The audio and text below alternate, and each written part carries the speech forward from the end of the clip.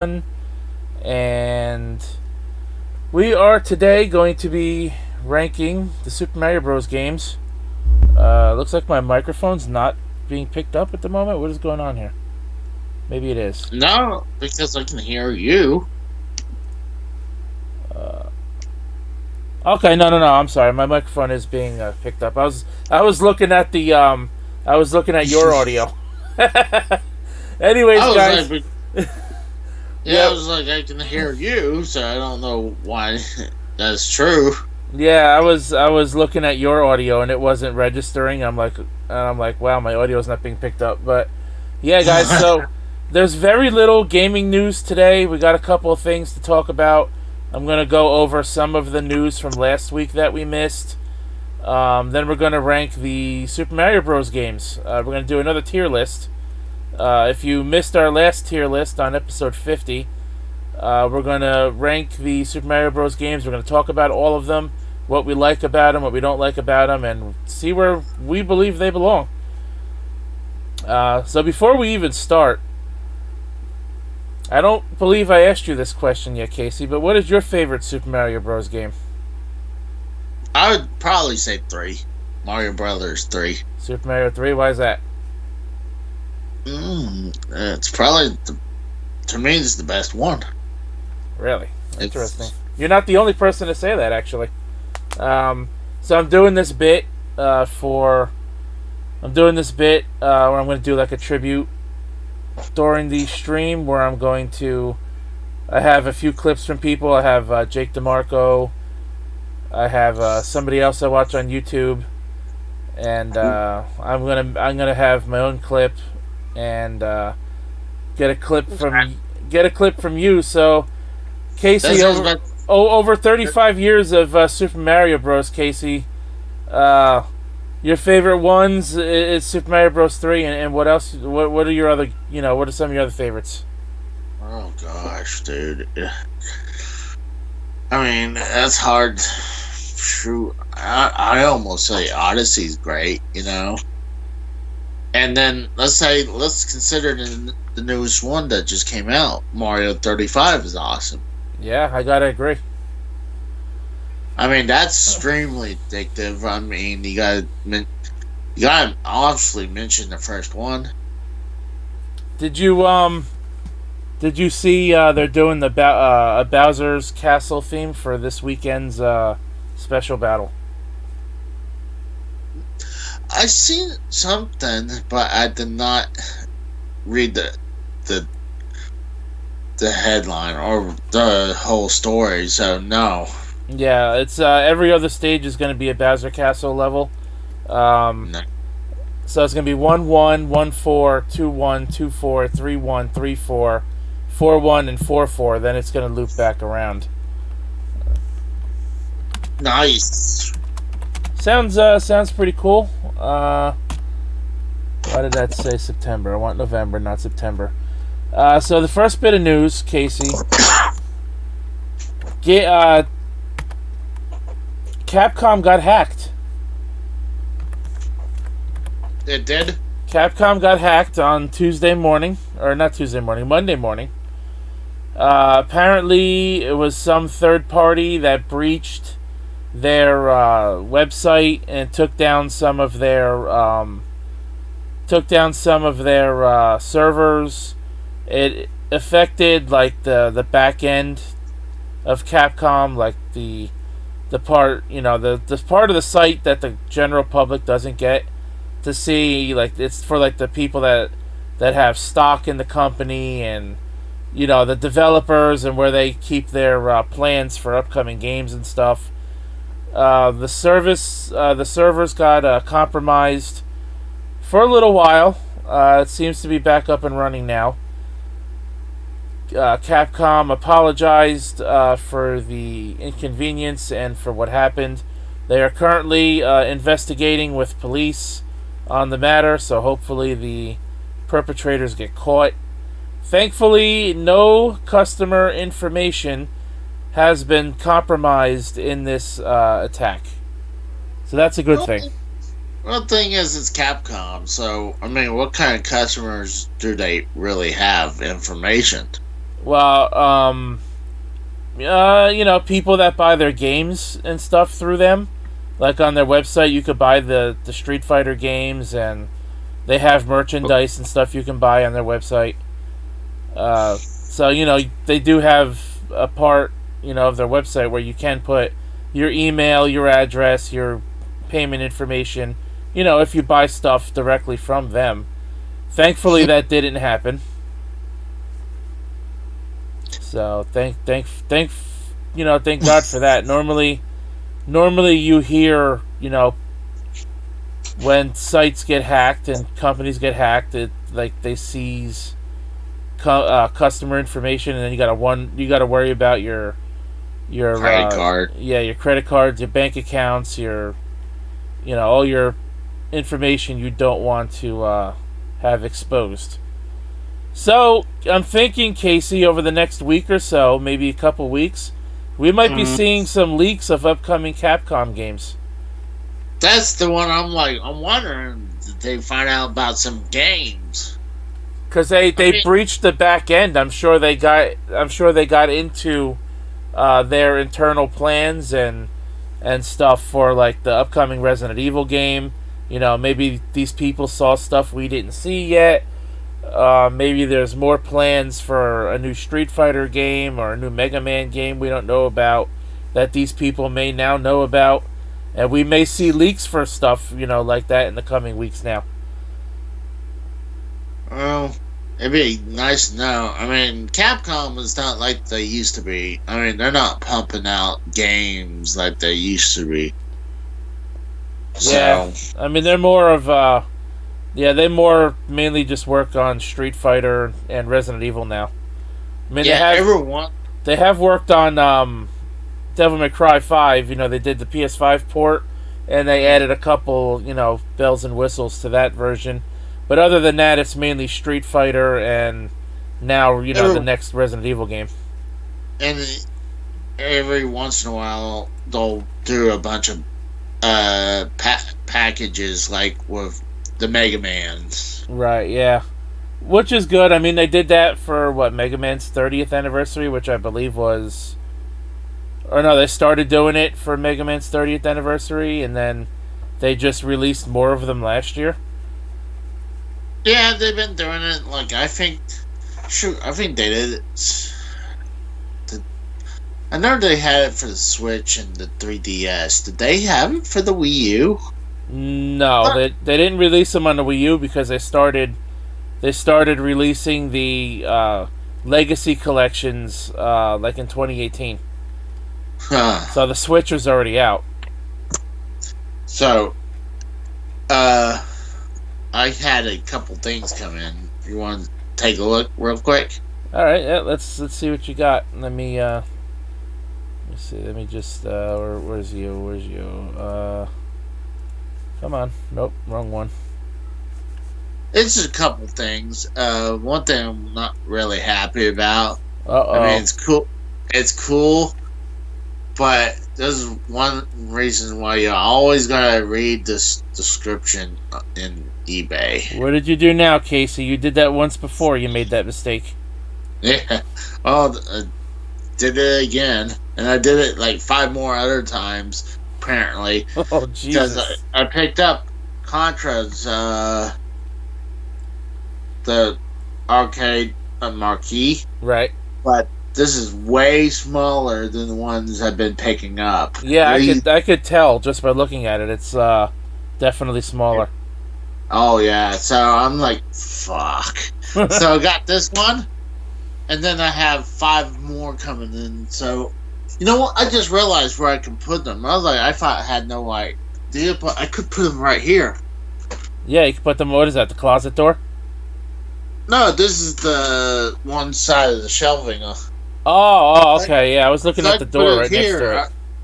So I was like, oh, this is a waste. I didn't know what the hell I was going to do, but I just thought about that just now.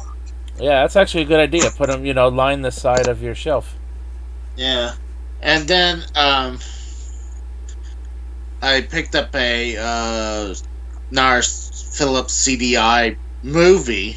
It's the says video CD on the uh on the side, and it's Rocky 1. Oh, how about that? And this is also a foreign one. Right. I've been watching a bunch of the Naked Gun movies, and they're also foreign. Luckily, all the audio is English, but there's subtitles in German, I guess. Right. So, what sucks? I want to sit down and watch Rocky, but you know what's the problem? What's that? Take a closer look. Maybe you can see it. Let's see. Stallone. Nope. Can't really. Oh wait, what does it says Phillips on the bottom, right? Yeah, no, that's not the problem. Is it region two? Is it Oh, it's sealed. I was actually looking for like something that would, distinguish whether or not you could actually play it. Oh no, like don't play. It's region free. But well, the last time we talked, I didn't. My digital video cartridge came in. Right. And luckily, it was the right one. I took a chance. I know certain ones was not going to fit mine because there's a Philips CDI, where it's the top loader one, and then right beside it, that's where you plant the cartridge. And I was like, well, that's not the one that's going to work on mine. And I was like, well, this one kind of looks like it'll do it. That came in. That was like, well, if everything, I think, including shipping, was just over $100. Wow. So, took me a little bit of time before I actually sat down and put it in there. I let it sit, and then I finally installed it. Because I didn't want to use screwdrivers and undo the back, but apparently it was just needed a screwdriver to pop the lid, right, and push the cartridge in, and that was it. I thought I was being able to put the lid back on, but once it's on there, I guess they're like, you don't need the lid no more. Yeah. So now I was enjoying last week watching a bunch of movies on the Philips CDI. That's pretty cool. Well, at least you finally are able to do that now. Yeah, but I'm wondering, do I take a chance? Like, this is, I'm just reading the year on it. It says 1995. So what is that? 25 years old? Yes, sir. So you could either find one that's, used and opened already, or you can break the seal on that one, which I know you haven't done yet with your other sealed CDI stuff. Yeah, and I'm like, kind of like this. I mean, I want to watch it. You want to do it, but you don't want to do it. Yeah. Fuck. Oh, but talk about the signing one more time. I do have 5 more of these coming in, and they're the same fucking size. Oh no. Yeah, so I was like, a little depressed. Now, figure, hey, I'll put it right here. It'll still be kind of cool. Right, so what other ones did you order? I picked up Punch Out. Nice. For the arcade. Super Punch Out. Versus Dunk Cut. Versus Duck Hunt.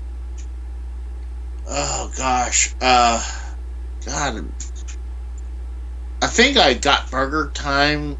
Let me look real quick. I know it's something cool. So did you get anything else into, or no, or is that it?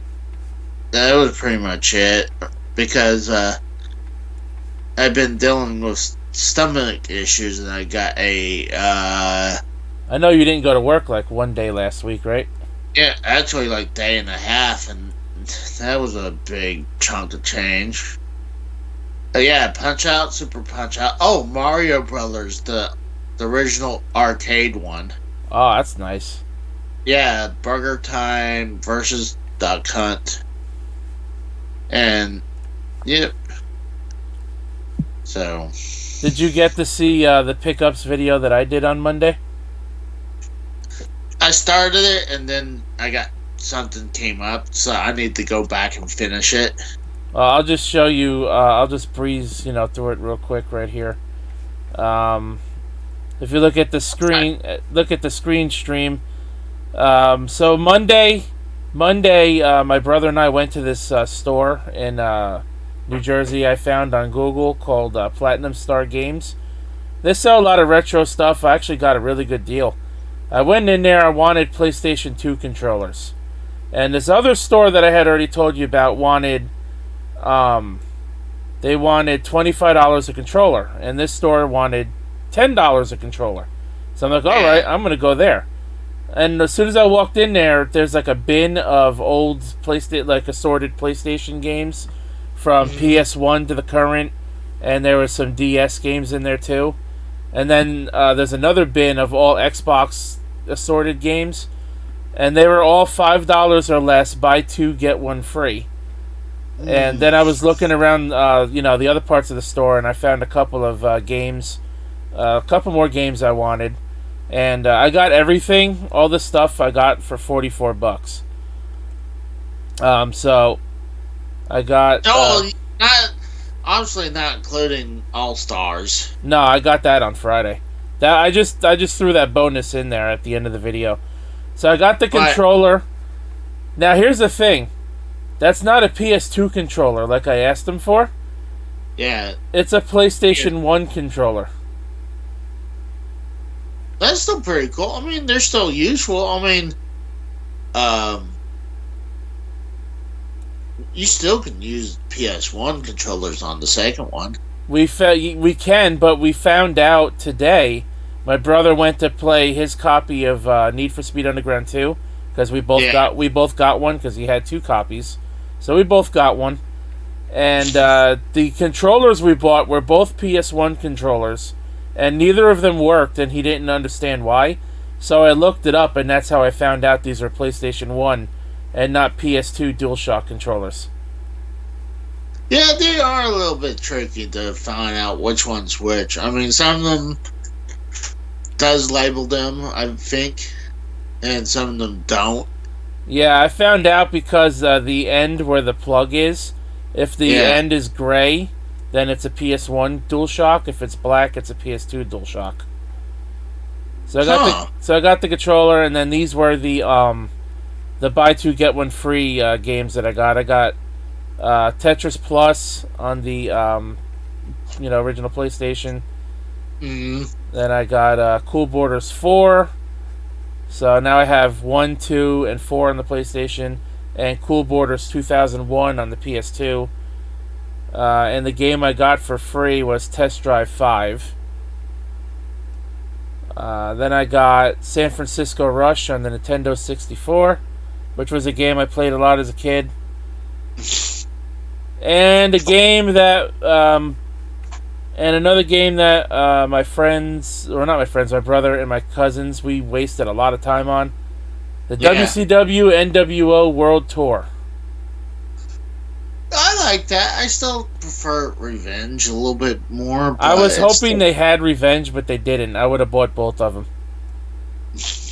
Then, I talked about that briefly, and then Need for Speed Underground 2, $10 for that game, so I figured why not? It's a pretty good game, Mm-hmm. And then, of course, the bonus at the end is 3D All-Stars, which I posted on Twitter about on Friday.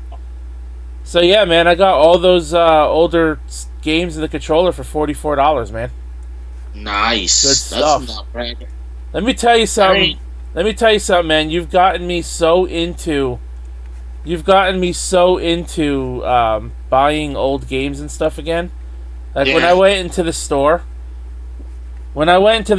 and I saw the bins of games that I wasn't expecting to buy any games. I just got this like adrenaline rush that said you have to buy some games. See what they have. If there's anything in your price range, buy something. And I walked out with all of those games.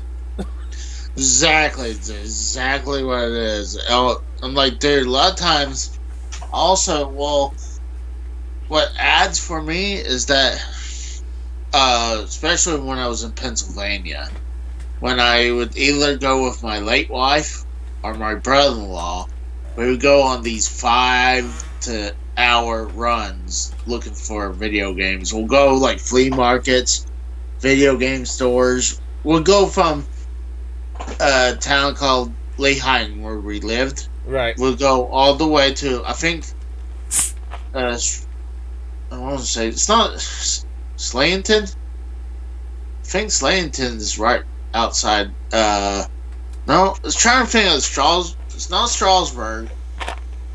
I think it's Slayington. That's right outside Lehighton. We would hit that, and then we would hit we would go to Quakertown, and then we'll go to because there's that giant flea market out there, and then we'll go to Philly, and we'll go to for the classic Game Junkie in Philadelphia. Wow, man, you'd go everywhere. I wish I could do that. Oh, I mean, it's fun, and because I could go, and then sometimes I'll go Allentown, and because there's a big flea market over there, and I'm not sure if they still have this or not, but upstairs they used to have like a wrestling museum. Really? That I took a bunch of pictures of, but like later years they started kind of shutting it down. Like there were some spots that kind of cutting off. Right. So it's heavily wrestling themed upstairs, but I'd go everywhere. So I mean, a lot of times it's not only about getting the game; it's just that thrill of the hunt, going out and having a good time with who you're with. Yeah, I understand the feeling now, man. I was having a blast in that store. I went in there expecting to be in there for not even 5 minutes, and I was in there for easily at least a half an hour.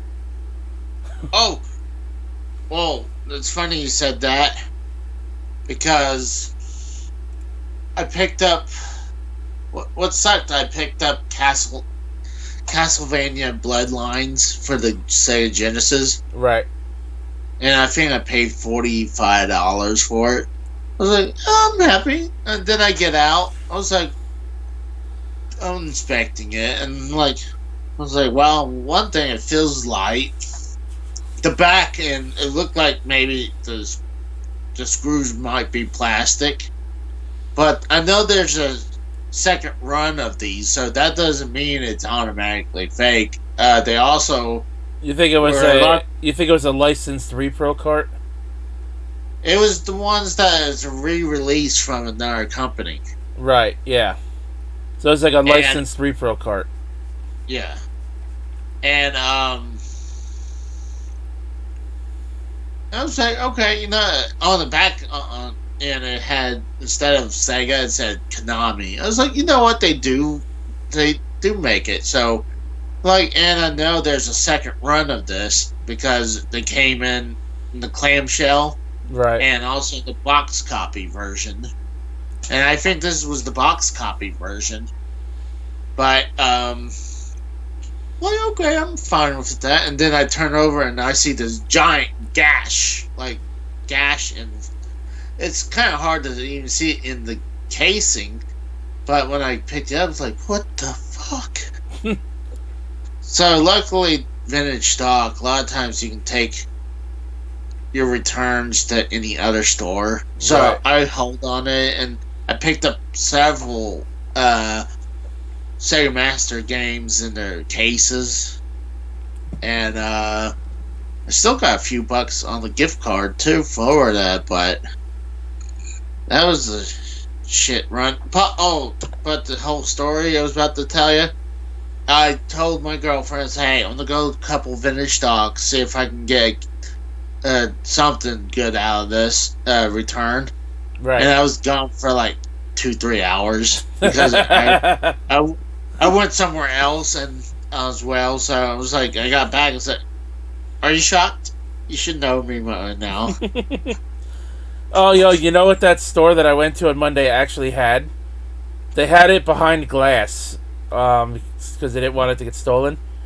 It was an orange Japanese GameCube with the Japanese Game Boy Advance player, Oh my and god! and it had something else. I forgot that they were selling with it.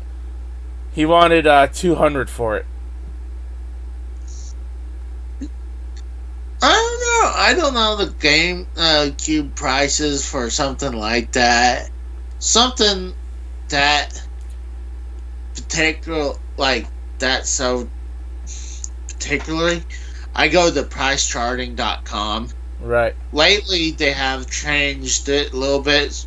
Like now they'll do like Japanese stuff and PAL stuff on there as well. Where before it's just all American. Right. So like a lot of times I'm not sure about the pricing. I go to pricecharting.com. So yeah, I was actually gonna film inside that store on Monday, because the guy in there seems pretty cool, but there were some people in there playing Magic, Magic the Gathering, the cards. yeah. So I didn't know if they would feel comfortable being filmed, inadvertently. But I think the next time I go there, which I do want to go there again at some point, and maybe next time I'll ask if I could do that, and I could show you, the inside of the store. So yeah, that was pretty cool on Monday. I was happy with that, and yeah, that was one hell of an adrenaline rush. Let me tell you, going into that store. Definitely, if you see buy two get one free, if you have the funds, take advantage of that. Yeah, especially man. Right now, two games for $10. Yeah, I mean, especially think about this. Right now, the PS2 games and Xbox games are getting into that point. We're heading to that point where that's starting to get retro enough that it's starting to crawl up a little bit. Not a lot. So, I'm starting to thinking transition a little bit over there, but the PS2 and Xbox library is so crazy. It's so mind-numbing to look all those cases and oh yeah, there was over 1,000 games on each console. So it's I'm like, oh god, I really want to try to tackle this. But yeah, I mean, if you can do the buy two get one free, I take advantage of it. Yep, and that's exactly what I did. I don't know exactly when I'll get to go back there again, but if he's still doing that deal, I'm probably going to grab some more stuff. So getting back into the news, since we sidetracked ourselves with show and tell. Casey, I know you're not really a fan of racing games, but I love racing games, and I love this game. Gran Turismo 7 on the PS5, there's apparently been reported on GT Planet, which is a Gran Turismo website. Mm-hmm. There has been a French ad going around that hints at the game releasing in the first half of 2021, which means we may only be a few months away from that game coming out. And if that's the case, I really hope so, because by then I should have a PS5 for sure. And I've been waiting for the next mainline Gran Turismo game since 2013. I wouldn't mind trying a racing game again. It's just there's so much other things that preoccupy my times with gaming that going to racing, it just has to be something you really like. Right. I mean, if you like it, awesome. I mean, I used to back in the day playing Need for Speed, especially on the PC back in the day. That was cool. And I even liked it when I think I either played it on the GameCube or the Xbox or the PlayStation 2. give or take around there. But right after that, I hadn't really played a lot of racing game. So, I mean, if you're pumped for that, that's awesome. I mean, the more games we love, the better for us. Yep, and the better it is for the gaming economy. Speaking of the gaming economy, one of the news articles we missed out on last week is EA is currently in the middle of a class action lawsuit for the usage of loot boxes in their video games. Hey, you knew it was going to catch up to them eventually. What do you think? Do you think they deserve it? Do you think they don't deserve to get sued? I don't know. I think the whole thing, it's almost like they say, it's almost like gambling to a point. I mean, I think some games almost do it right. I mean, I think Fortnite almost does it right. The problem is, I feel some of their shit's a little too expensive. And it's all cosmetic stuff, so, right? Yeah. Like, it doesn't impact the gameplay at all. No, I mean, that's why, some of the stuff is cool. It's like you said, it's cosmetic. Like, hey, I can dress up like Iron Man or something like that. I know EA, in the last Need for Speed game, Payback, which came out actually, that wasn't the last one. The last one was Need for Speed Heat. That came out last year. Need for Speed Payback, that came out in 2017. They had this thing where to upgrade your cars, you had to get lucky, like with a wheel spin type deal. And if you didn't get what you wanted on the wheel spin, you had an option to buy loot boxes containing the car upgrades for your cars, which is heavily impacting the gameplay, if you ask me. Oh yeah, definitely. You're pretty much paying to win now. So I think that's part of the reason why people are so sick and tired of loot boxes in video games. It is seen as gambling. It's also seen as a way to sucker kids out of their parents' money. As I know for a fact, like my nephew, he plays a lot of Roblox and stuff, and they have the microtransactions, for the Robux to buy stuff in the game. So, and he's always asking his dad to buy him Robux. I'm like, oh my god. Well, that's the thing nowadays. I mean, you just gotta make sure you not leave your credit card information on these things. I mean, luckily,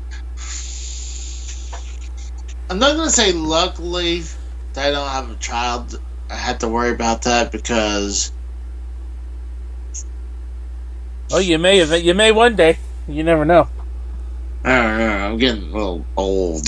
I mean, hey, it hasn't stopped my mom. She pumped out her last kid at 38. Yeah, well, I mean, at 38, that's where I'm at. I'm at 38, and my girlfriend is.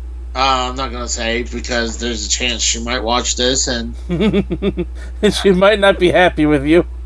No, let's just say that she tells us that she's 25. Well,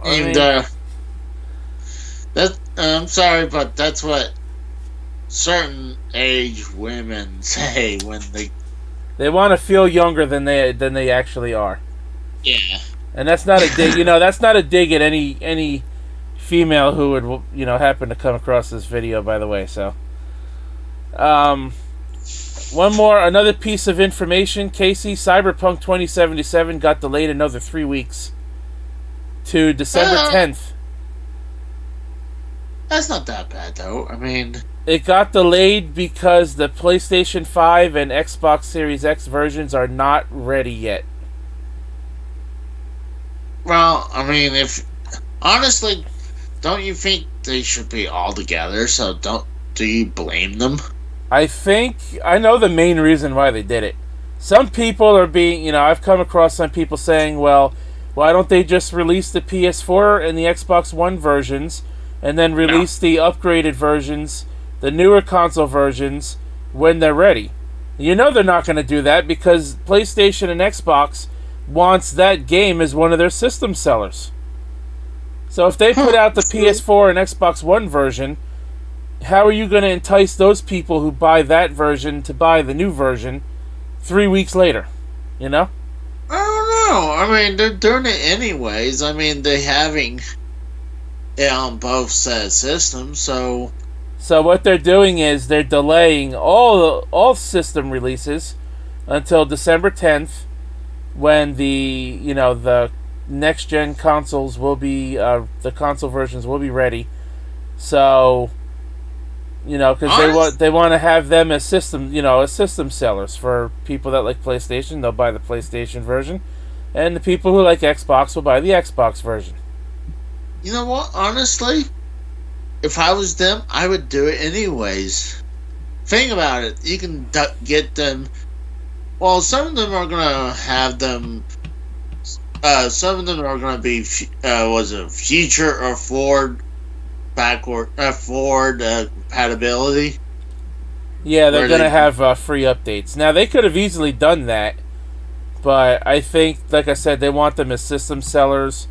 And if you buy it on the PS4 or Xbox One, people aren't going to be as compelled to buy the new console to play that game.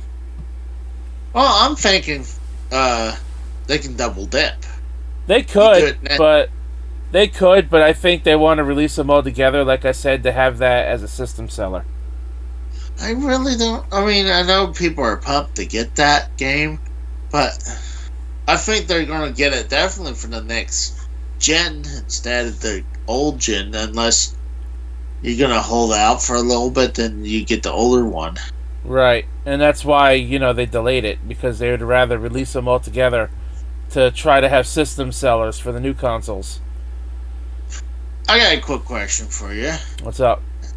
How long do you consider the next gen until you can consider it as current gen?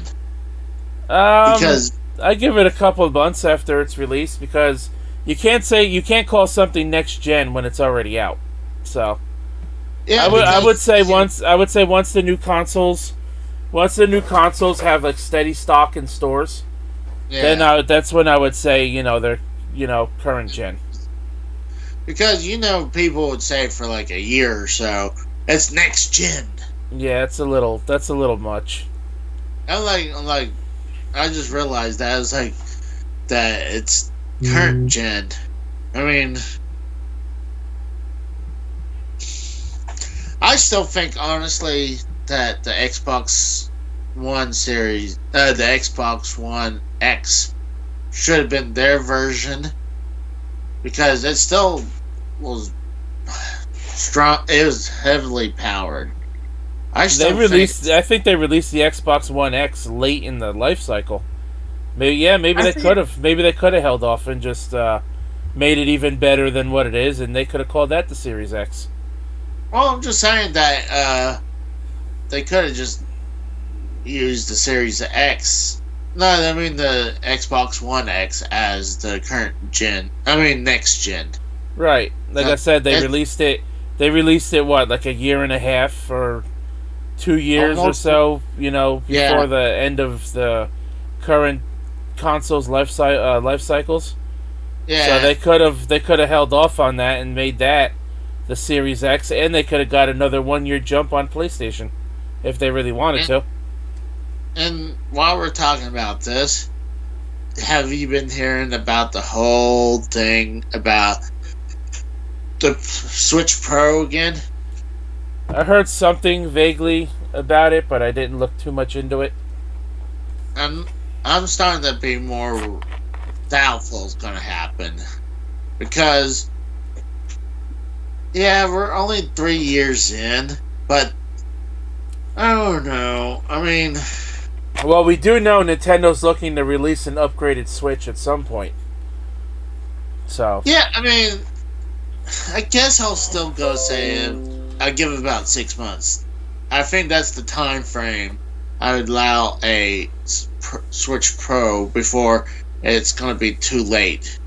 Because you think it'd be a good timing though too. I would upgrade to a Switch Pro. I would too. When it comes out, I would. Because some of these games, it's going to be they're going to have the kind of way where I guarantee you what's going to happen. You know how 3DS had the new 3DS exclusive games? Yeah, I think they'll do that probably with the Switch Pro, or they might just call it the Nintendo Switch 2. Who knows? No, but then the whole Switch line for the first gen of Switch is done. Well, we'll see. What happens with that. We'll probably find out more about that next year.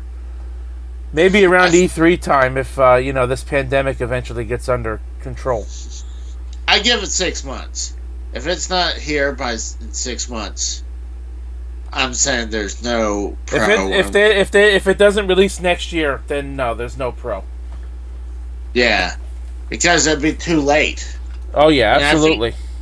And I think Nintendo's smart enough, not to put something, because they seen what happened to Sega, where they kept on pushing stuff out, and they don't give it time to grow a user's base.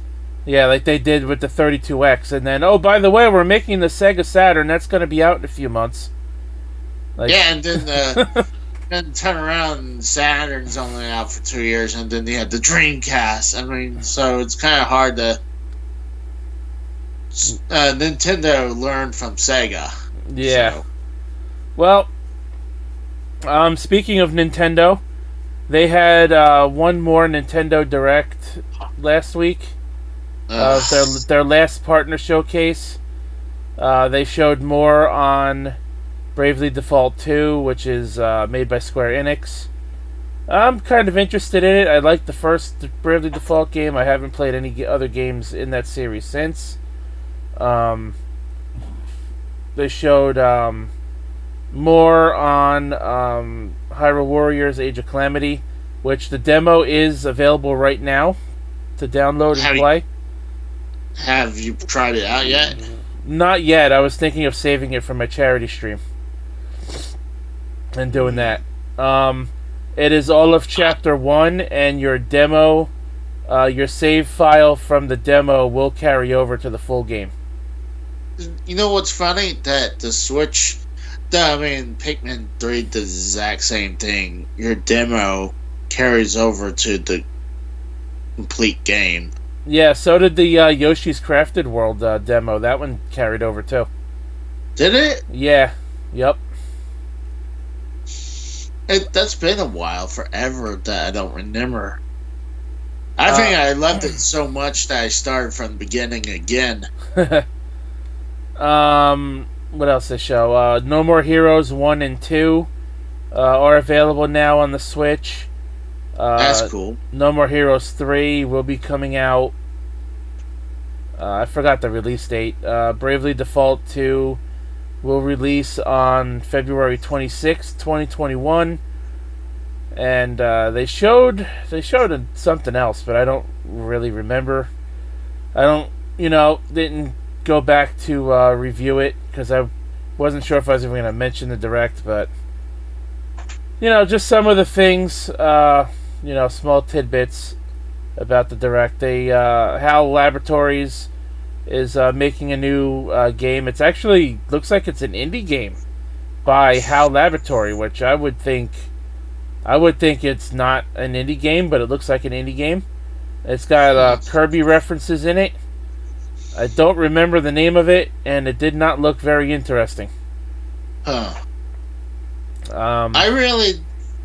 I didn't really watch most of it because, one, I really don't like these partner directs. Well, we notice each one is getting longer and longer, though, right?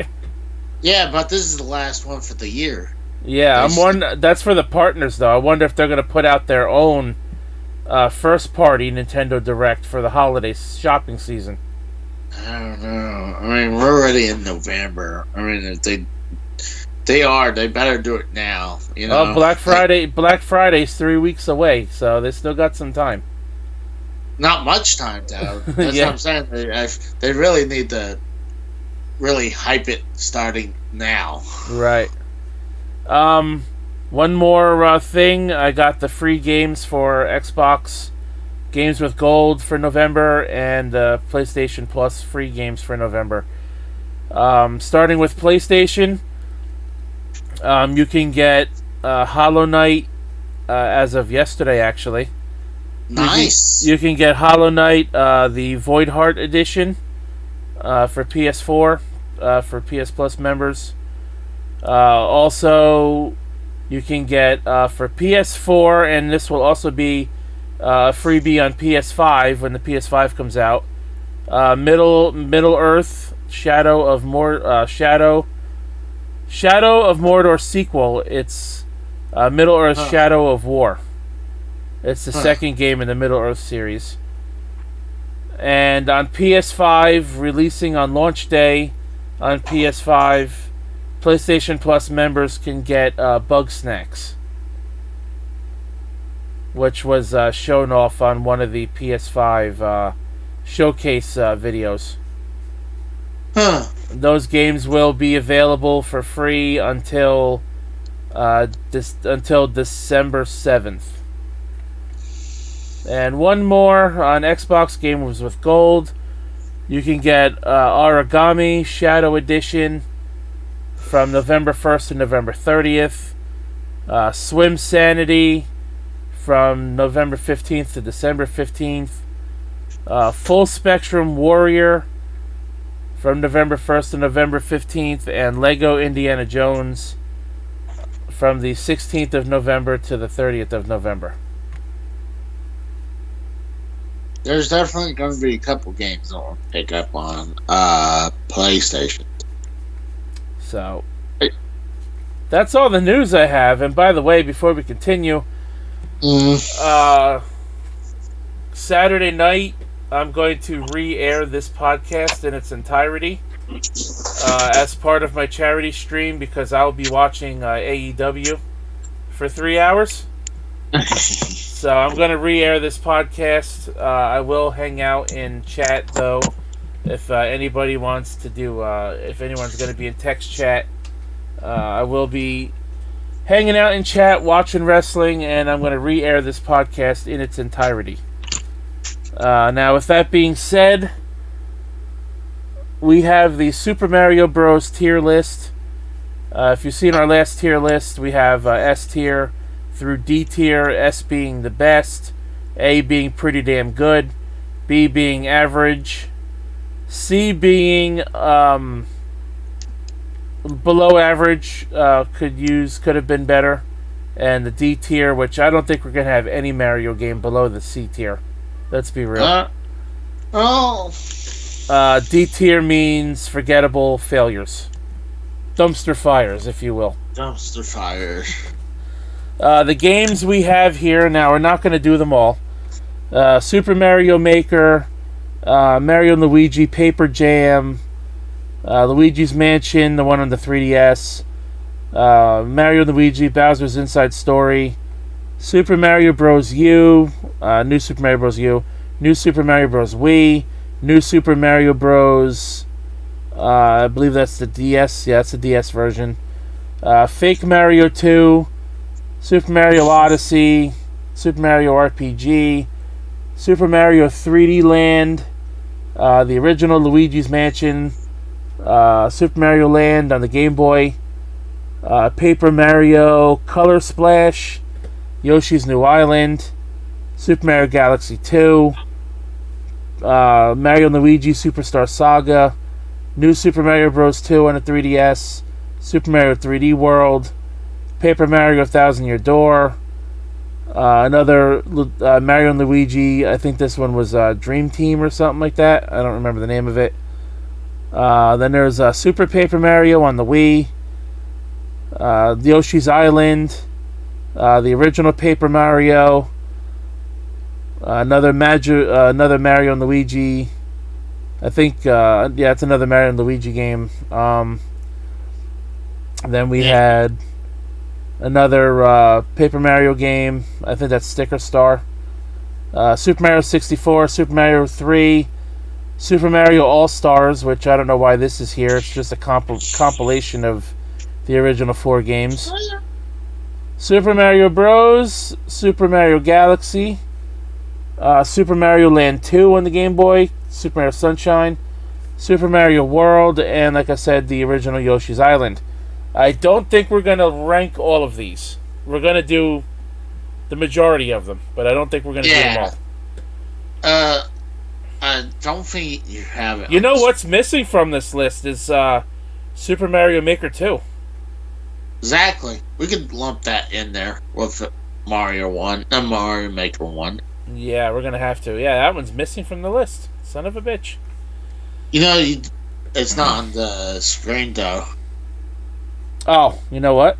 That would help, wouldn't it?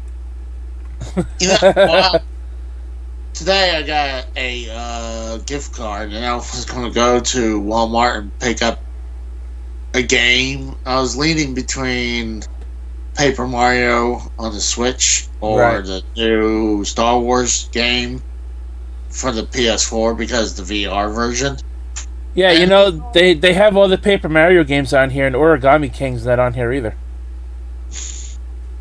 Well, it looks like there's certain versions like they don't. I don't even think they have Luigi's Mansion 3 on there either. No, they don't. So it's like after. Do they even have anything from the Switch? Mario Odyssey is the only one that I see. So maybe this tier list was set up after Odyssey? Yeah, probably. That's fine. Well, either way, we got most of them here. But, you know what? I stumbled across one thing today. What's that? Apparently, the Hyrule Warriors, the Switch version, not the one that's coming... The definitive edition. Apparently, that's hard to come by now. It's a pricey game. Really? It's a really good game, that's why. So, that's now one of the things I'll be looking for. Like, if I go to, like, Vintage Stock or some of these places, they don't know what the fuck they have. I'll be like, please be underpriced so I can get it. I actually had that game and I traded it in towards something else, and now I'm kicking myself in the butt for doing that.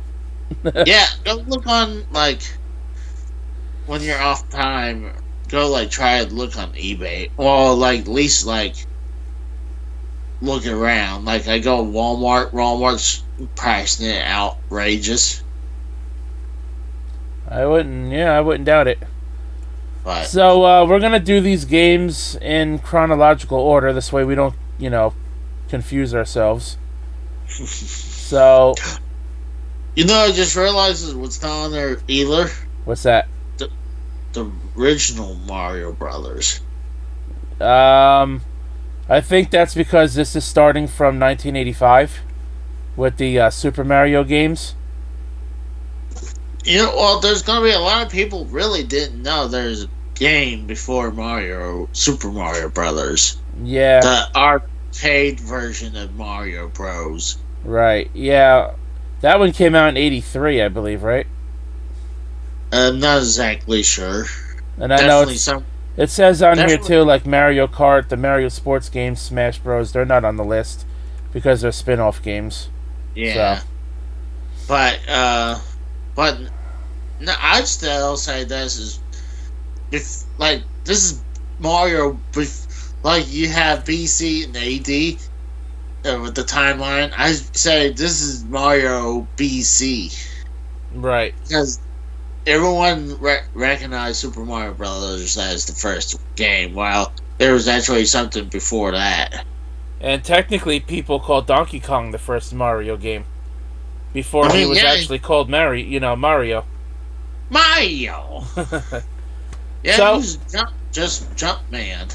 So I think right away, the very first Super Mario Bros. Game has to go in the S tier because there was really no other game like it at the time. Mm. and Nintendo pretty much single-handedly saved video games. And Mario, did so well that video games were like popular again. Although I Yeah, never understood this box art. Why is Mario jumping into a wall, shooting a fireball through the wall, falling into a pit of lava? that is a good question. Someone noticed that he's dying uh in that screenshot, but honestly, think about that. That fireball shouldn't be there though either, because I don't think fireballs go through a brick wall. No. So that I think that's a mistake too. Yeah, they definitely don't.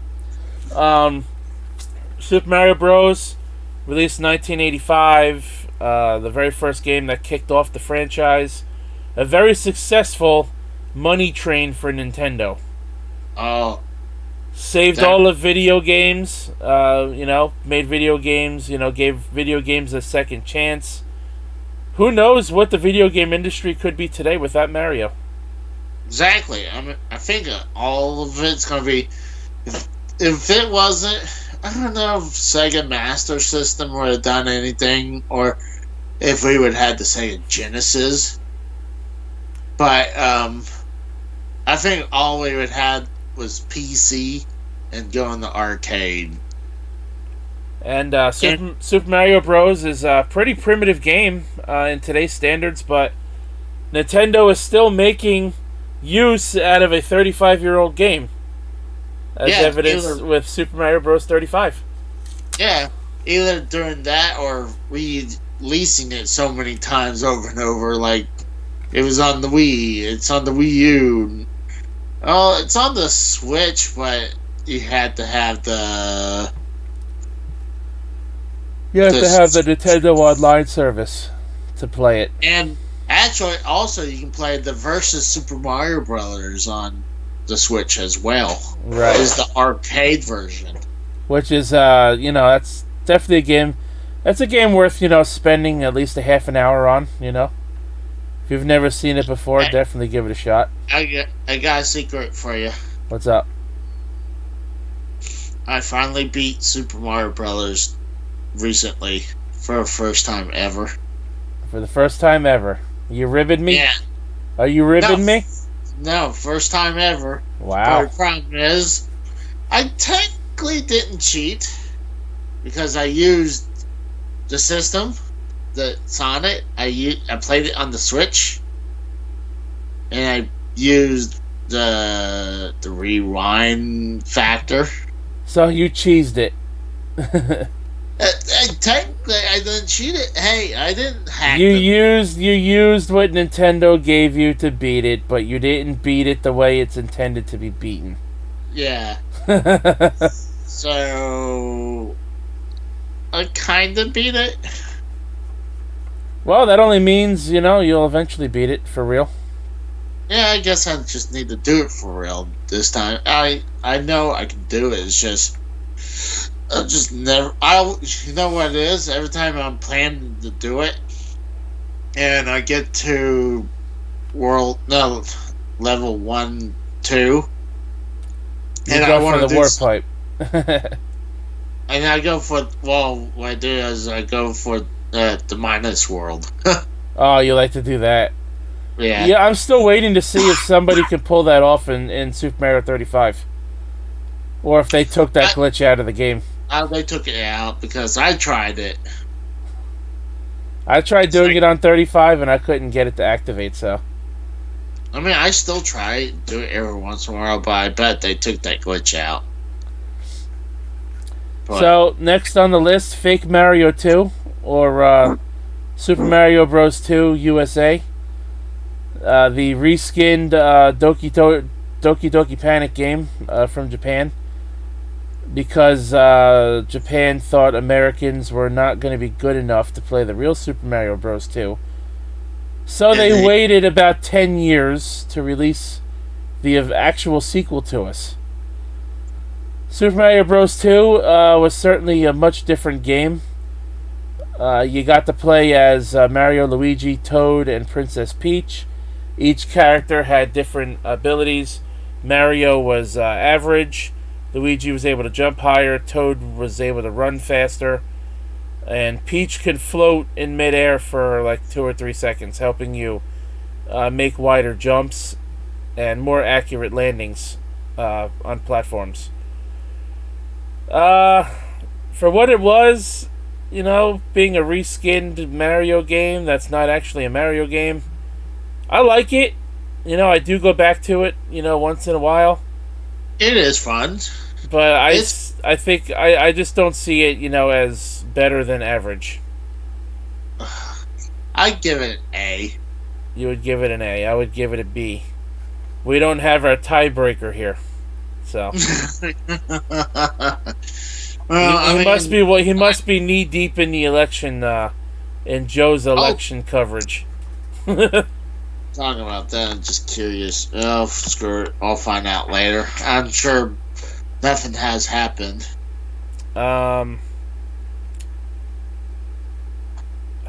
B tier 8. You know what? Go ahead.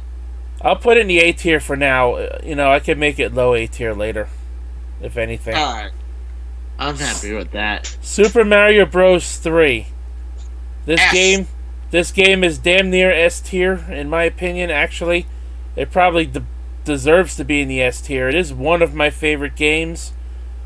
It was revealed in the Wizard movie with Fred Savage. That was when we first got to lay eyes on it for the first time. It was the biggest NES game, I believe, to date at the time. And it introduced the Tanuki suit, the P-Wing, the Frog suit for the first time. That game just had a lot of power-ups in it. It had the warp whistles. I believe those were Zelda items. To warp from world to world if you wanted to. That game was a downright a blast. I love Super Mario Bros. 3. Yeah, I love Super Mario Bros. 3. That's why I got that poster, because how much I love it. You see it? Yeah, I see it. So, even though that's probably not going to stay there with all the arcade marquees, I'm going to probably hang them on these other doors to make more room for these marquees. But I love Mario 3. I mean, there's nothing much more. I mean, to me, I think this is my favorite one. I could see your point. So, I would honestly put this over... To me, I would put this over 1. Really? Well, yeah, I mean, it is better mechanic-wise than everything else. But, we'll rearrange the tier list when we're done. Okay. Super Mario All-Stars. Technically not the next game in the series, but because it's got the real Super Mario Bros. 2 on it, I want to do it next. That's fine.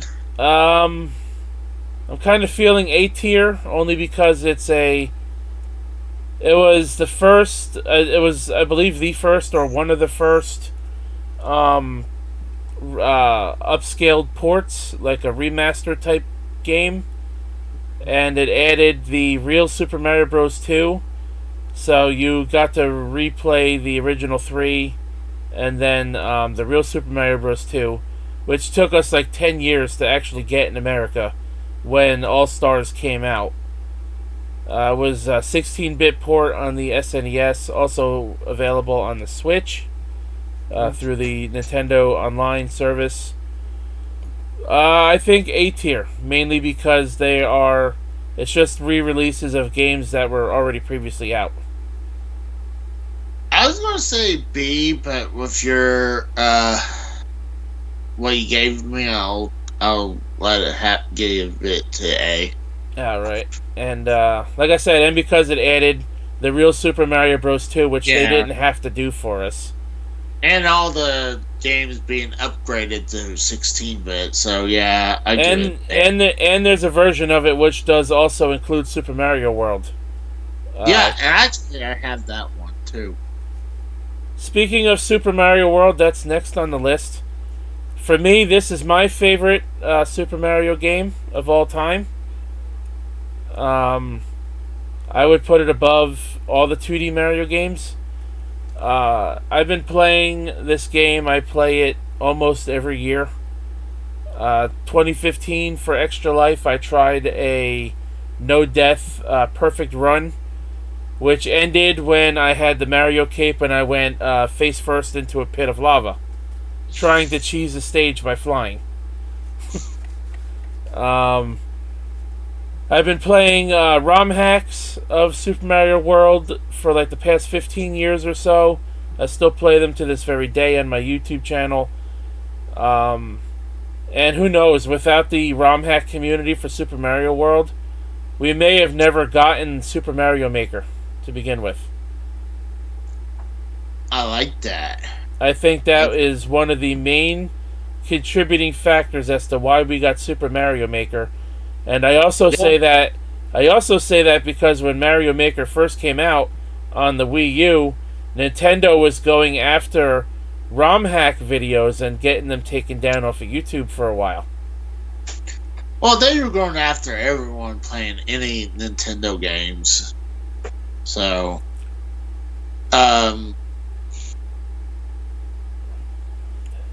yeah, I mean, I love Super Mario World. I mean, I would say I probably would put that number 2 for me. Number 2. Okay. Yeah. But, I mean, it is a great game. Did you know in Japan they call it Super Mario Brothers 4? Yes, I've heard about that. And it's actually called Super Mario Advanced 4 on the Game Boy Color, the re-released GBA version of it. Or actually, no, it might have been Super Mario Advance 5, actually. Next up, I'm not going to do Yoshi's New Island. The only reason I'm going to rate this one is because it's Super Mario World 2. It's got a sequel title, even though it's a prequel to the series. And it's not really a Mario Brothers game either. Yeah,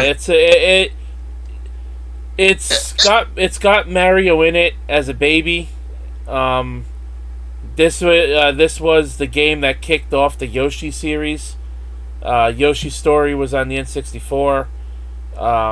There was another version of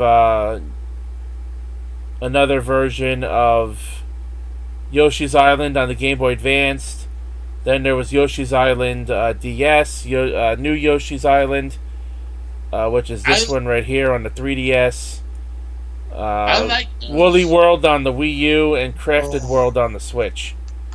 So, I love what really got me into this series with the Yoshi games was the Yoshi's Woolly World. That's what got me into it.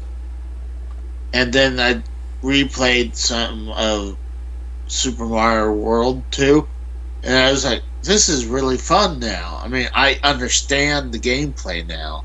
Right. I mean, I've been playing them since the beginning, so. I didn't know the gameplay then because me and my late wife, we picked up Yoshi's. God, I'm having a brain fart. Yoshi's World on 64. Yoshi's Story. Yeah, Yoshi's Story. And didn't understand it, and eventually I just sold it because I didn't understand it. Now I kind of kicked myself in the ass because now I know how to play these games, and I love them. That game store I was at on Monday actually had Yoshi's Story in its box for $50. That's not bad. If I could have afforded it, I would have bought it. I would say do this. To me, with going for a high price ticket, to me, it's either I prefer not going for them unless I can put a bunch of games together, right, to drop that price down. Right. If not, I'd rather go. That's actually normally what I do. So. Well, and I usually I'll try to get something like more of stacks of games that I want. Right, yeah, that's why I went with the lesser stuff, and I could have just bought that one game. Yeah, and then that's it. Yeah. But But yeah, so even though this was the spawn of the Yoshi series, I just can't get past the obnoxious Mario crying. And to me, like the last two worlds of the game just really feel like it drags on. So I can't give this any higher than like a high B tier, in my opinion. I'm fine with that, even though I think people complain about the Mario's crying. I'm like, Hey, that just means get good. yeah, get good. So it doesn't really bother me. So I love it. I think it's a great game. I mean, a lot of these Mario games are great. I mean, there's some like me and you had not played, so Right, and that we does. we actually jumped ahead of ourselves here. Super Mario Land on the Game Boy came out I love. with the Game Boy. Mm, Game Boy was very successful. Super Mario Land played a part in that. Not my yeah, favorite Mario game by far, but still pretty faithful to the original. I liked it. I don't know. I put it either A or B. I mean, it's not my favorite one. It's not my favorite either. I would say low A tier because it helped kick off the success of the Game Boy, Yeah, I and it also really. helped kick off. It also helped launch Wario into Mario's canon. Mm, I really loved Super Mario Brothers Land too. That was That's my the next. favorite. That was the next one. I never That was played this one, so this one's all on you. oh, that's awesome. Uh, if you get a chance to play it, play it. It's awesome. It's 100 times better than the first one. So So I you would mean, say. So you would put it up higher in the A tier. oh, definitely. At least in front of the first one. Right. Okay. I wouldn't put it in front of two. I'd put it in front of Super Mario Brothers Land 1. Okay. I do like I've seen some videos on it on YouTube. I've just never played it myself to actually experience it. Oh, Um, it's fun game. I highly suggest it. right. So now we're not gonna rate the other RPG games. I'm gonna do this one though because again it kicked off the Mario RPG franchise.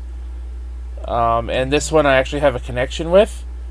I'm gonna put it in the B tier because I don't think it deserves anything more than that. Even though it is one of my favorite games, it was the very first RPG I've ever played. And actually, how I got this game, Casey, you got a story.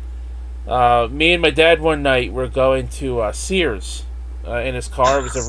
It was a rainy night during the week, and we got into a little fender bender on the on one of the main roads.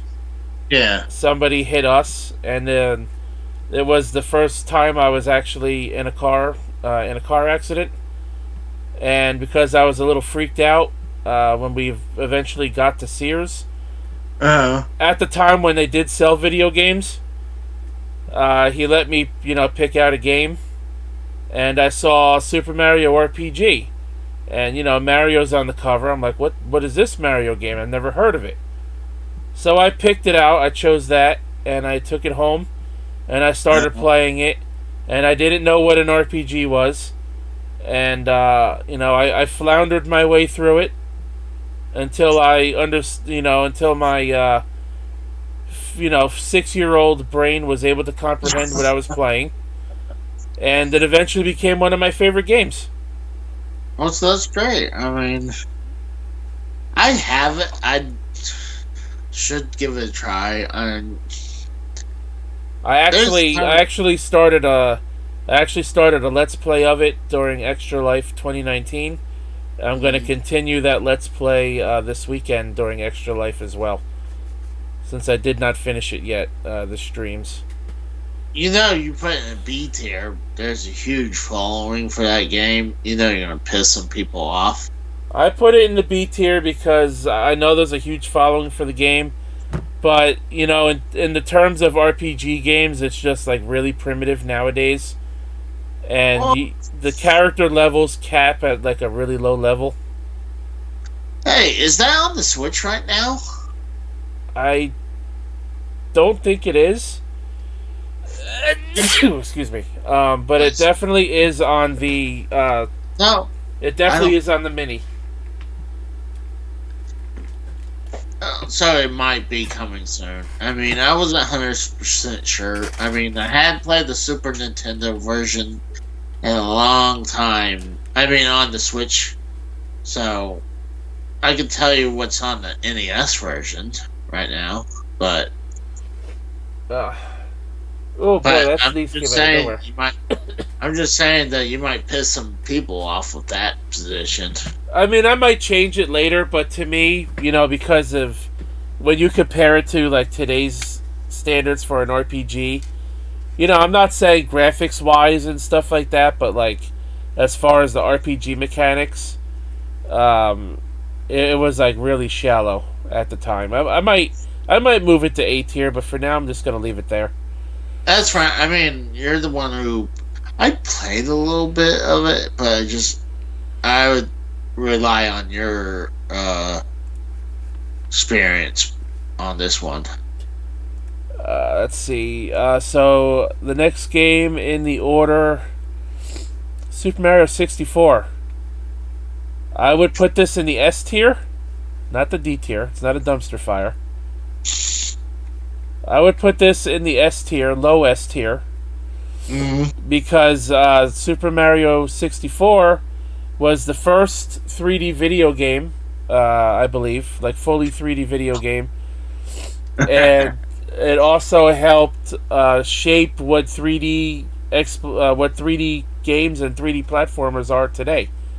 It came out before Crash Bandicoot, before that god awful Bubsy 3D, which that game should have never happened.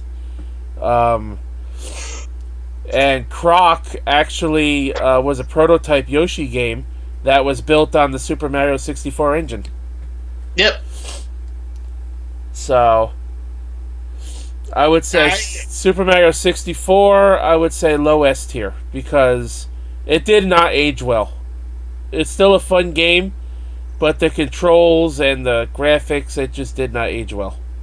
well, that whole genre, that age didn't age well too. Everything in that PS1, N64, and Saturn era did not age well because it's the birth of 3D games, and nothing looks great when it's the beginning.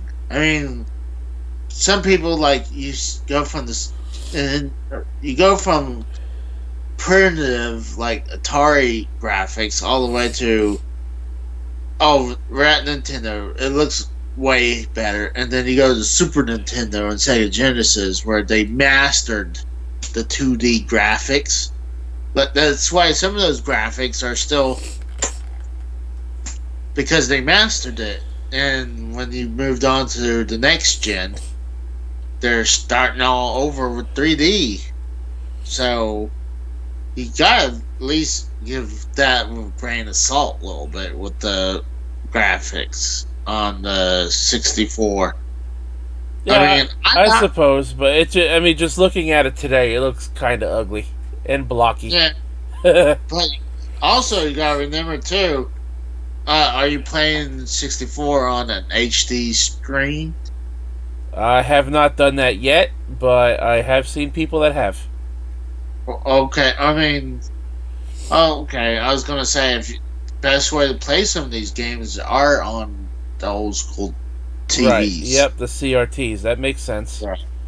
But I remember back in the day when N64 came out. I bought our Super Nintendo, and as a child, I was not ready to pop the money on a N64. So a lot of times when we wanted to play it, we had to rent it from Blockbuster. So we would rent the system, and usually we'll rent Mario 64 and Wave Race.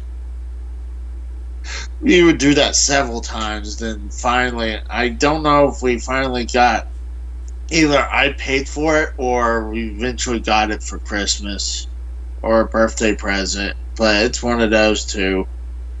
But probably got it for Christmas. But I liked Mario 64 then, but couldn't fully love it because of the controller. Yeah, But the now, controller. The N64 controller was kind of crap. yeah, now them releasing it on other systems, like you can play it on the Wii U, you can play it on the Switch, and Do you like the game more now because the Switch controller just feels more like a controller? exactly. So you do like the game more now than you did back then? Exactly. Oh, I heard that. At first, I thought it was a chair. I'm like, Casey just shit himself. Did you see me go? I saw you move, and that's why at first I thought it was the chair. I thought it was the chair sliding back, but I'm like, wait a minute. I think he's got carpet in that room. No, there's no carpet. There's wood flooring. Oh, I thought there was a carpet in that room. No. So I'm like, I had to. Can't just sit there and fart. I had to lean over a little bit. You tried the old one cheek sneak. That's right. So, as I said, I'm not going to rank the other. I don't think we should rank the other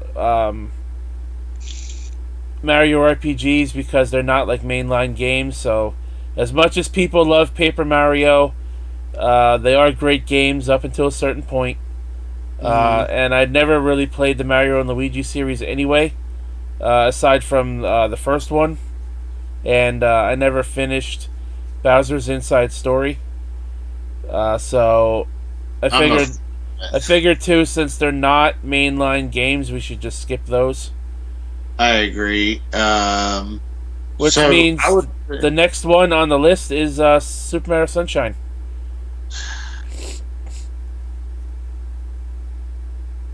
To me, if you ask me, this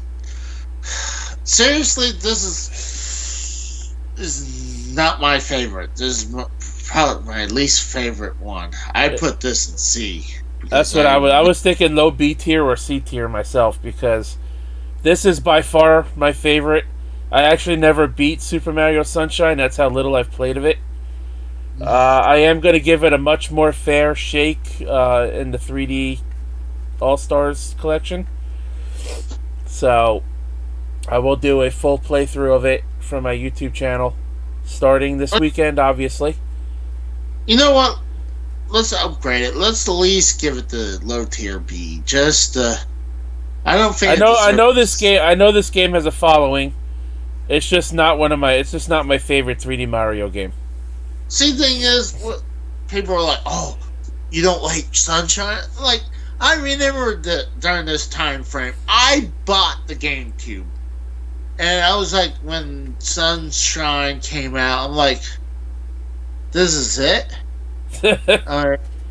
I was like, okay, when is the real Mario game coming out? Because this, to me, was never truly the real Mario game for GameCube, and obviously it turned out to be. So, but everyone now loves GameCube out of nowhere, even though it's the second worst consoles, and I'm talking about home consoles. I mean, I don't know if Nintendo considers it as a success or failure. They only sold like 22 million or something.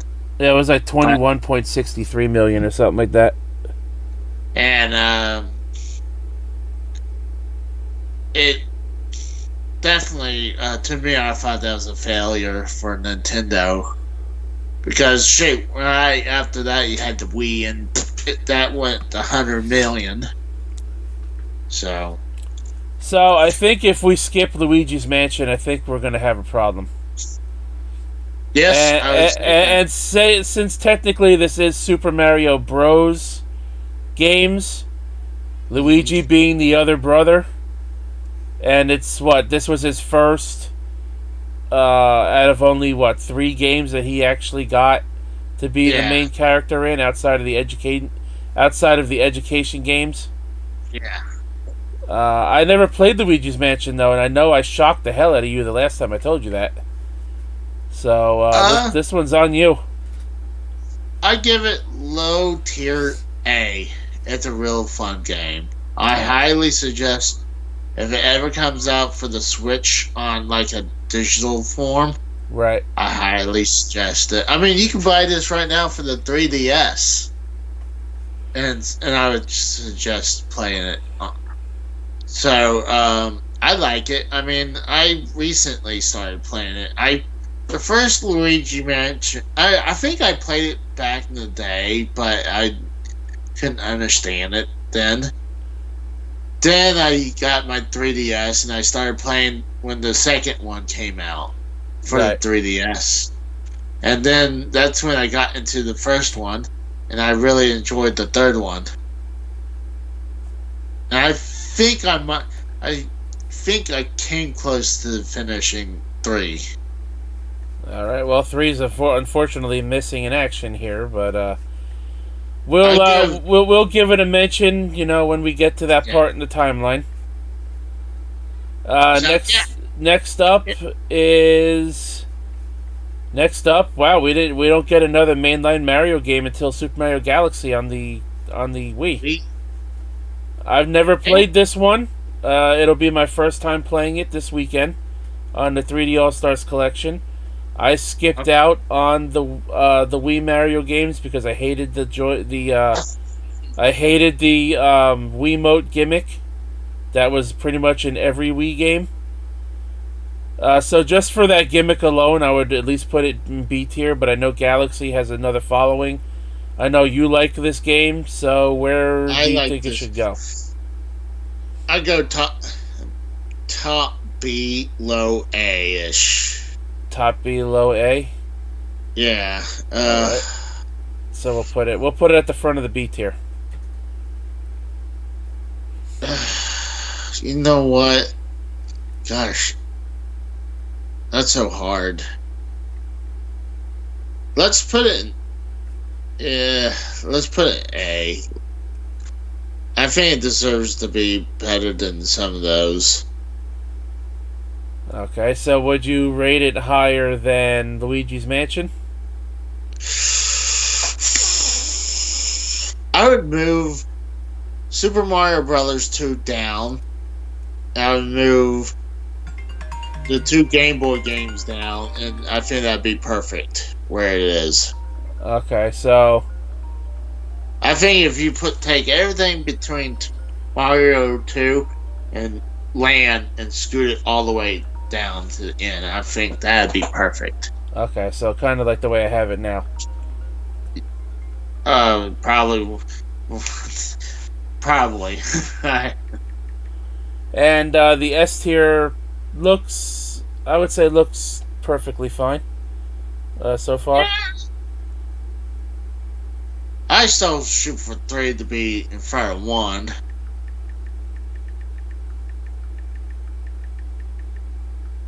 Sorry, my mom called. I just had to tell her I'm busy at the moment. Well, I could tell you right now, we're not putting 3 above World, because World is my favorite game. No, I'm just saying in front of 1. Alright, so, Super Mario Galaxy, I know that was Rosalina's entrance to the Super Mario canon. It won't be the first time you see her. Won't be the last. Certainly won't be, yeah, well. You know what? Mario Party's not even on here. I would have at least ranked the first Mario Party, because that game got its own series. Yeah, but if you're not gonna do Mario Kart... I mean, those are all spin-offs, so yeah. Yeah. I mean, even Yoshi, having the Yoshi games on here kind of felt they lumped some of those in here. I mean, they only did 2 of them out of like the 5, so that's kind of weird. Yeah. So after Galaxy, we got Galaxy 2, which is I liked it right as here. well.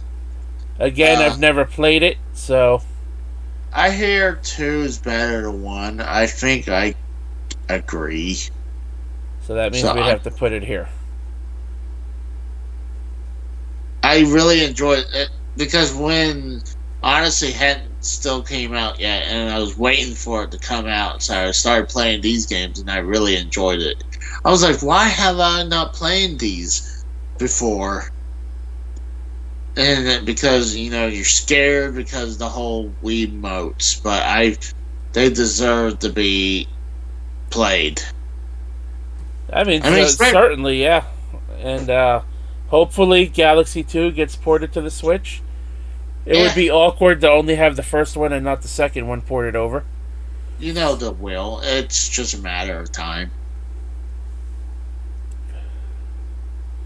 I think the very next one is Super Mario Brothers Wii. Oh, you know what? We jumped the gun again, Casey. I made another mistake. What? We forgot New Super Mario Bros. On the DS. It's good. I enjoyed it.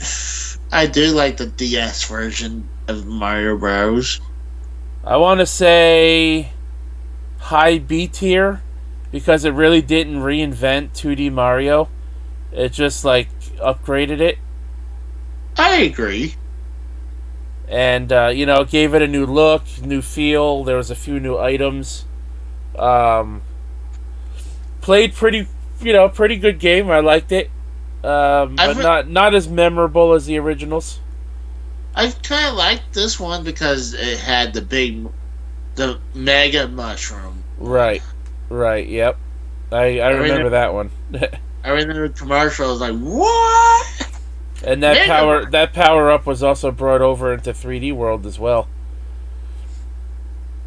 Yeah, it was. I had to think about it. Yes, you're right. And you don't get it that often to the point where I totally forgot about it. Trying to think, the next game in the series is Mario Brothers Wii. It was New Super Mario Bros. Wii. I didn't play this one, but I know it's more of the same from the DS version. Although it did have co-op, right? 4-player co-op, I believe. Yeah, it had 4-player co-op.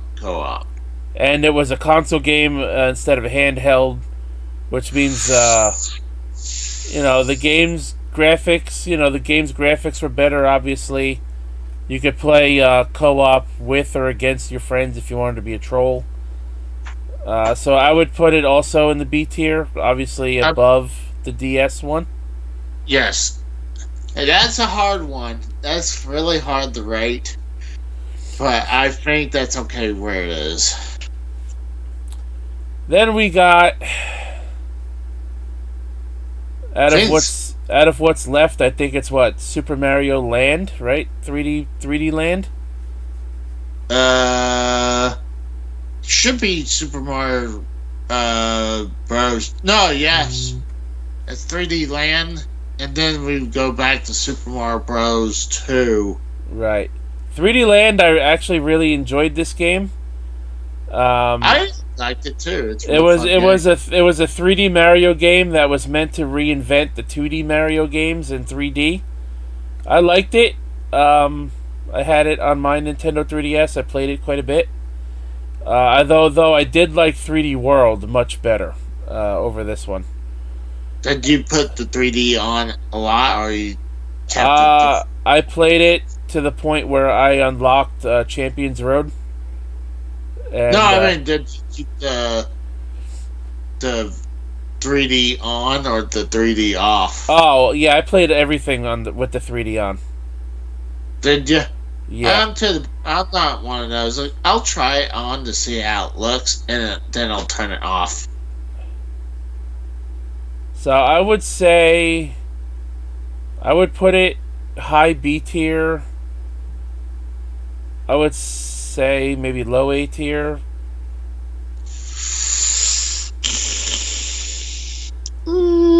Yeah, I'm okay with that. Either one. Yeah, I put it low A tier. Obviously, That's you fine. can't. While it is better than the Game Boy games, you obviously can't compare the DS to the Game Boy, so that wouldn't be fair. Yeah. Then we have New Super Mario Bros. 2. I'm putting this I game. like I'm putting this game straight away in the C tier, and I'll tell you why. what? This game was coin heaven, which made the game very easy. And at this point, I was getting really sick of the new Super Mario Bros. Every game in that series looked exactly the same. The level layouts were practically the same with not too much difference. All of the worlds were in the exact same order: grassland, desert, water, and then you had like Skyland, Iceland, and stuff like that. They were all the same. And at this point, I got tired of it. I I enjoyed it. I'd probably put it. I actually liked it better than the first one because it was coin heaven.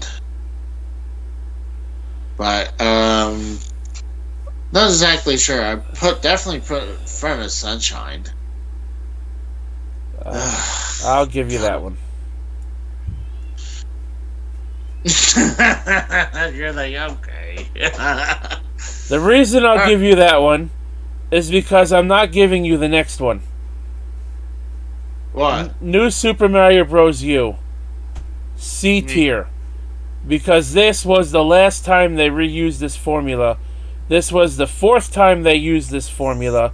The same exact graphics, the same exact engine, same exact level designs, same exact power-ups, same exact overworld layouts. I was totally sick of it at this point.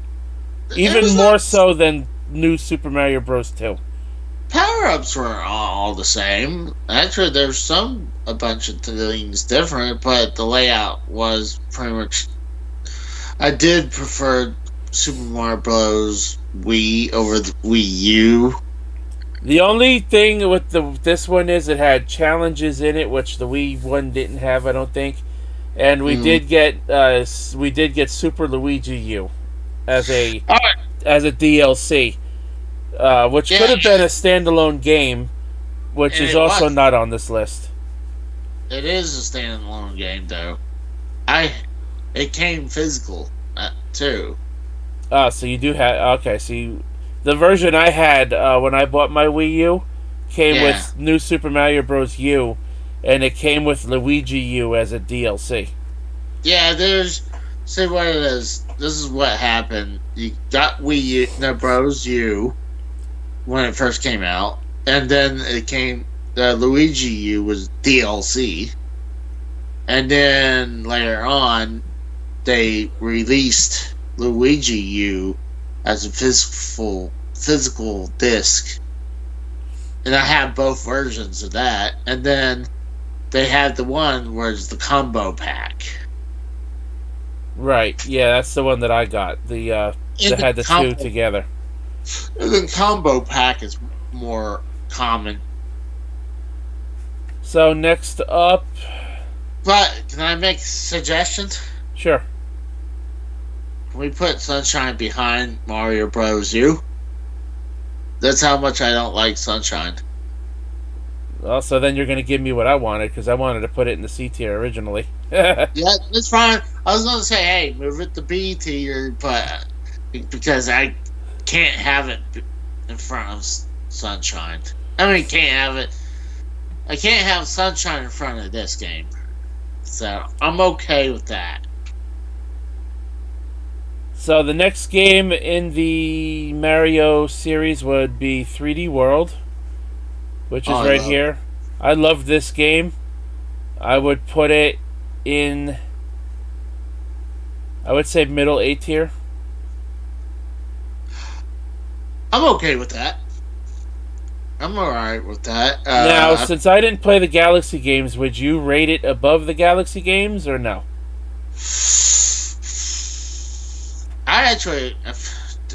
Yes. Okay, so it's going to get upper middle then. That's fine. Because I played 3D World more. I played it. I love 3D World. I can't wait for the Switch version to come out. I think it's about time.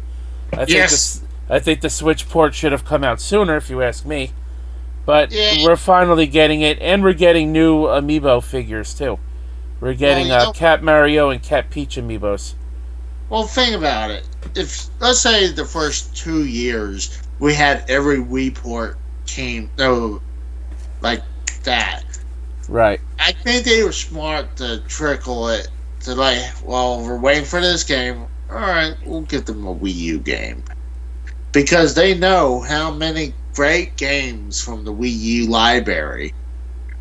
I mean, to me, I think after 3D World, I think the only game left that's any good that has not been ported over, I would say, is Yoshi's Woolly World. Yeah, that one did get a 3DS version though. So Yeah, but maybe that's why they didn't pull the trigger on that one right away. and then you have Crafted World came out there too. So I mean, what's the point? But I Right. love, I actually love Woolly World better than Crafted World. I didn't finish Crafted World. I finished Woolly World, but I like all the Yoshi games pretty much equally. And the only other game I would bring over, we talked about this before, is the NES remix games. Yes, That needs to come over. absolutely. But after that, I mean, everything else that's really good's been ported over. And So, after, what, 3.5 years, I think that's a pretty good trickle of games. You there know? were even a couple of games I don't think should have been ported over, like Pokken Tournament, the Pokemon fighting game. I think the Switch could have did without that. There's going to be some people who loves that game. So I'm like, I'm okay with that because, hey, it gives that game another chance for life. I'd rather a great game get re-release because it was originally came on for a system that did shit and have another lease on life on a better system. That's how I feel about that. So next in the series is Luigi's Mansion 2. What was this one? The Dark Moon, right? I think that was The called. Dark, yeah, the Dark Moon. So This is the first one that I ever played. I really enjoyed it. You know what? I. You know what? Here, this is how I feel. I'd move it in front of the first one, but I'd move. Honestly, I would move Luigi Mansion behind 1 and 2 behind 3D World. all right. Because I don't think those two deserve to be in front of 3D World. And I think 3D World is so underrated.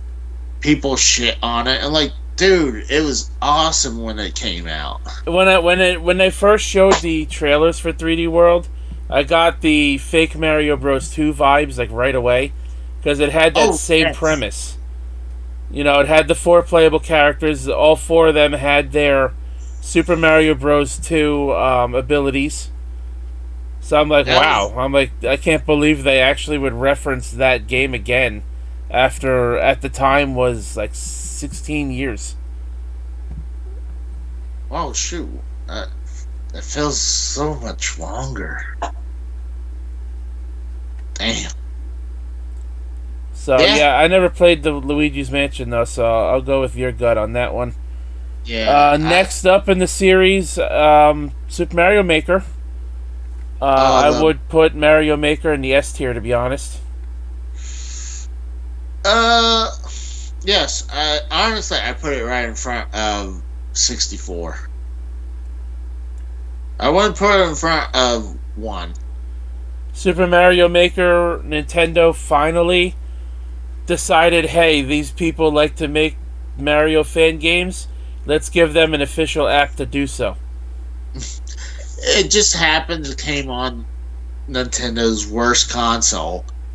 And I guarantee you, if this would have happened, think about this. If they were YouTube friendly when this first came out, not only that, imagine if this game was launch year.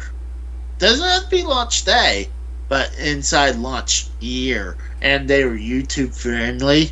Right. you we probably would still be on Wii U right now. We'd probably be on the very end of Wii U, heading towards what would been the new Switch. You know. Now, Super Mario Maker, the first one, had a lot of references to other games. It had a lot of options. I mean, there are more options in the second one, which we'll get to, even though it's not on the list. I would also put it in the S tier above the first one, simply because there's a lot more stage building items. So that makes for a lot more combinations and stuff like that to build your stages. And they have a world builder in Mario Maker 2. So I just love the Mario Maker games because you get to see other people's creativity on an official platform. And you get to play stages from like really popular YouTubers like Game Explain, Nintendo Capri Sun, Vine Sauce, Boogie 9288 made a lot of stages. Bunch of other people I've played, their stages like Gerard the Completionist. He made some of the hardest Mario Maker stages, which I managed to beat them in one shot each. Which I have a YouTube video of that on my channel. Never been able to pull that off ever again, but I did it. And I'm happy with that. So since now that we did talk about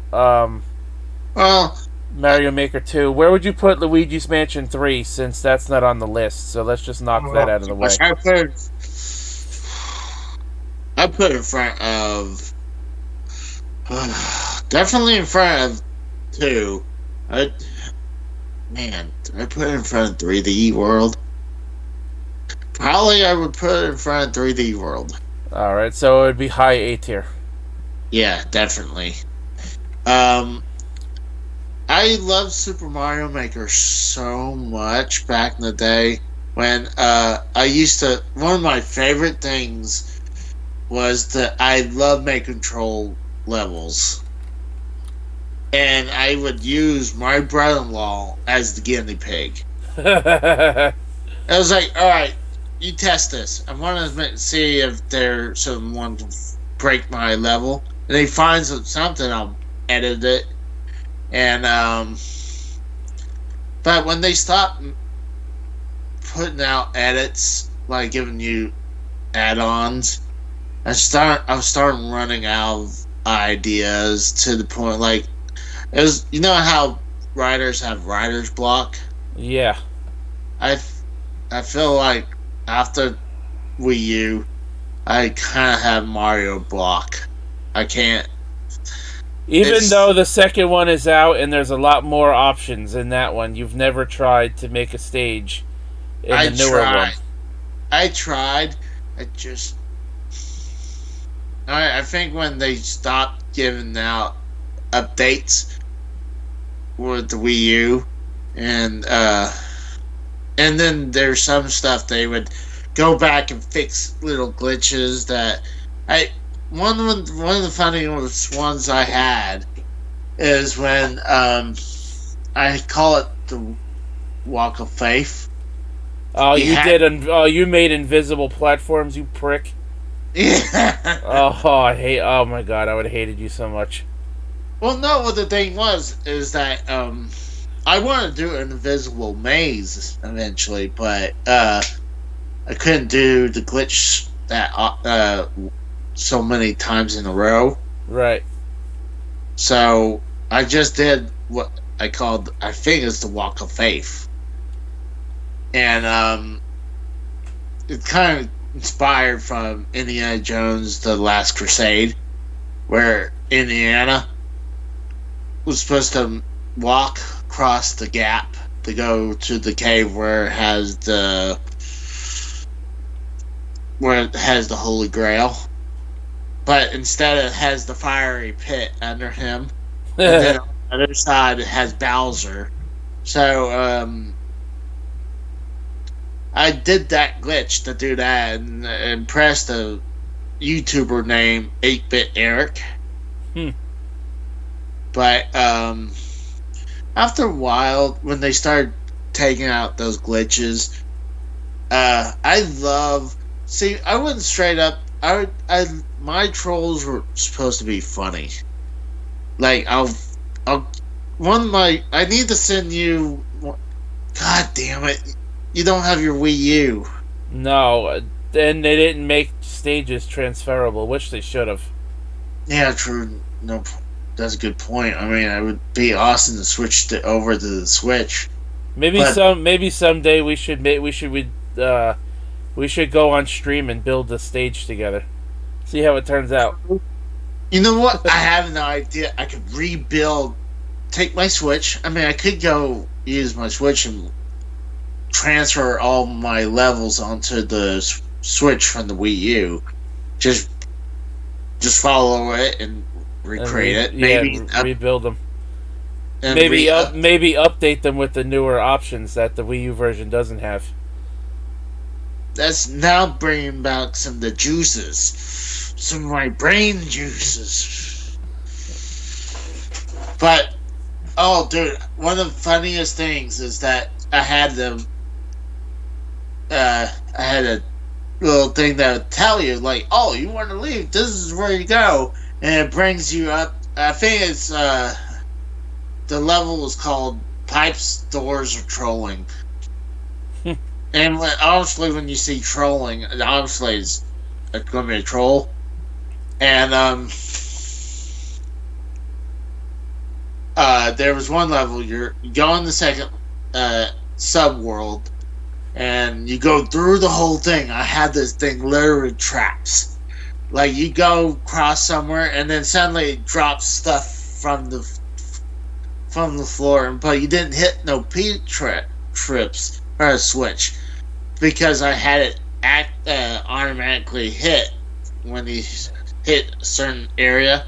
And then when you get through this landmine of traps, you get to this a bunch of these brick platforms, and you're about to get to the end of the pipe where suddenly you fall and it kills you just to fuck with you. And if you do happen to make that jump, it just takes you all the way back.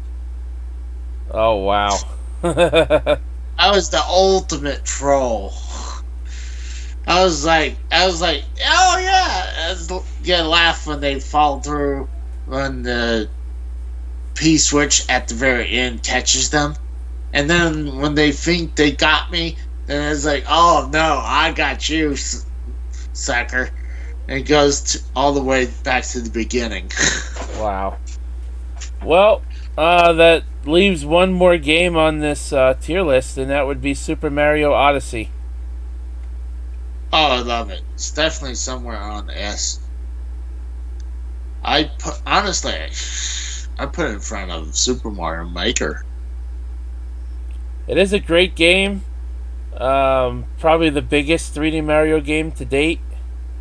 There's a lot to do in that game, even after you beat it. If you feel so inclined to do so. It had the first English lyrics for a Super Mario game. Yeah. The song and sung by Kate Higgins, voice actress Kate Higgins. The song was performed live on the Game Awards, which I thought was really cool. There's a stage dedicated, centered around that song. There's a lot of references to older Mario games in that game. So many different costumes you could have Mario wear. I like the Cappy possession function. I thought that was pretty cool. At first, I thought I was gonna hate that, but it was a good move. So, overall, yeah, like I said, we wouldn't have any game. We wouldn't have any Mario game in the D tier. Couple below average, somewhat stinkers. A few average games, a lot of really good Mario games, and some top-notch, top-quality Mario games. Well, we would have had some D tier ones if they had the educational games. Yeah. Or education. Mario teaches typing. Mario's missing. Yeah. Mario's Time Machine. Those games are bleh. Yeah. Well, what's left? I mean, the only one that I would probably Yoshi was that one is Yoshi's something Island. This is Yoshi's New Island on the 3DS. It came out in So 2015, 2016, something like that. that's not Yoshi's Woolly World though. No. So, So yeah, these are like all like spin-off games, and like I said, I don't know why they included this one when they didn't include all the other Yoshi games. But yeah, they included all of the Paper Mario and Mario and Luigi games, which yeah, they shouldn't added all those games. Quite frankly, I mean, I think we should definitely do more of these ranking system games. Or I like this idea. instead of ripping off Drew, I suppose we can do these instead. You know, Yeah, we could still do, look at other people's lists once in a while, but you know what? We could come up with our own by doing this. I think this is more interacting and more entertaining because, see, the problem is with some of the lists, unless you. What sucks, if you want to make sure you got a good list, you have to review it real quick. And you can't promise to be shocked if you reviewed it. Right, yeah. If you don't review it, you're going to have stinkers, and sometimes that's what happens. Although, hey, sometimes some stinkers on someone else's list gives us something good to react to.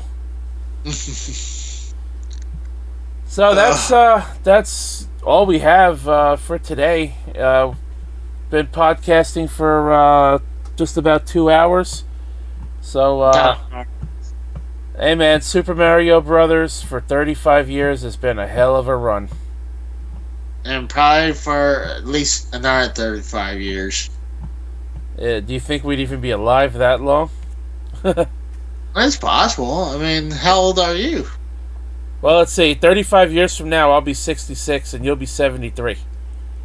But will the planet be around in 35 more years? Will we be living on Mars in 35 years from now? See, the thing is, even though what the health my mom has and my dad passed, but everyone else, mostly my family, and not only just my immediate family, most of my extended families and our health.